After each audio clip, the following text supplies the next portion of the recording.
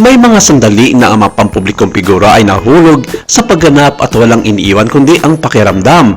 Isang ganoong sandali ang naganap nang magatid ng huling paalam sa Chris Aquino na kitang-kitang dinaig ni Sharon Cuneta, kaya hindi na nito napigilan ang kanyang mga luha.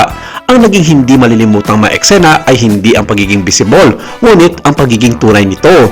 Walang pagtatangkang pangasiwaan ng emosyon, walang pagsikap na pigilan ang kalungkutan para sa kapakanan ng katahimikan. Ang mga luha ay malayang pumatak na sumasabad sa inaasahang ritmo ng isang pampublikong paalam at nagpapaalala sa lahat na nanood na ang pagkawala ay hindi sumusunod sa kagandang asal.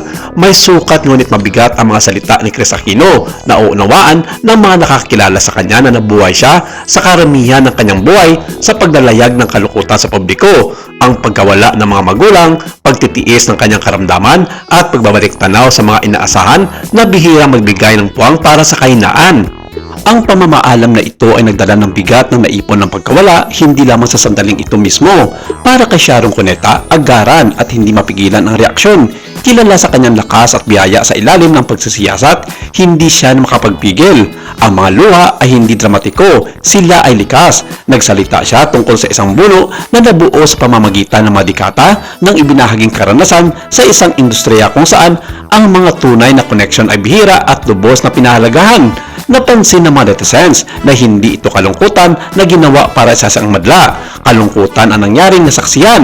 Ang relasyon ni Aquino at Cuneta ay matagal nang natukoy sa pamamagitan ng paggalang at pag-unawa sa isa't isa. Ang parehong mga kababaihan ay lumaki sa mata ng publiko na natuto ng maaga kung paano komplikado ang katanyagan sa pagkawala. Nagbahagi sila ng mga milestone, mga pagliban at tahimik na pag-unawa na nagmumula sa pag-iwas sa mga katulad ng bagyo. Ang kasaysayang ito ay naroroon sa sandaling iyon. Ipinaliwanag nito kung bakit nabigo ang mga salita, bakit napalitan ng luha ang lahat ng iyon. Bakit mas mabigat ang katahimikan kaysa sa anumang pagpupugay? Sa kulturang Pilipino, ang mga paalam ay bihirang individual. Ang mga ito ay communal acts of remembering and release. Ang paalam na ito ay sumasalamin sa tradisyong iyon, hindi sa pamamagitan ng ritual, kundi sa pamamagitan ng ibinabahaging damdamin. Ang mga luha ni Sharon Cuneta ay naging korugtong ng mga salita ni Chris Aquino. Bit-bit ang hindi masabi ng malakas. Ang tugon ng publiko ay agaran at nakikiramay. Marami ang nagpayag nang makita ang dalawang figura na ito na madalas na inaasahan na malakas ay pinapayagang masira ay nakadrama ng pagpapatunay. Ipinaalala nito sa mga tao na ang kalungkutan ay hindi nakakabawas ng lakas ng isang individual. Binibigyan din nito ang sandaling ngayon kung gaano kaiba ang itsura ng kalungkutan kapag ito ay dinadala sa mahabang panahon.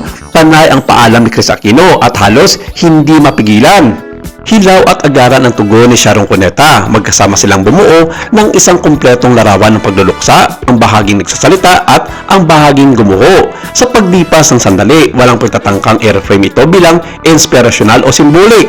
Ito ay nanatili kung ano ito isang paalam na minarkahan ng katapatan.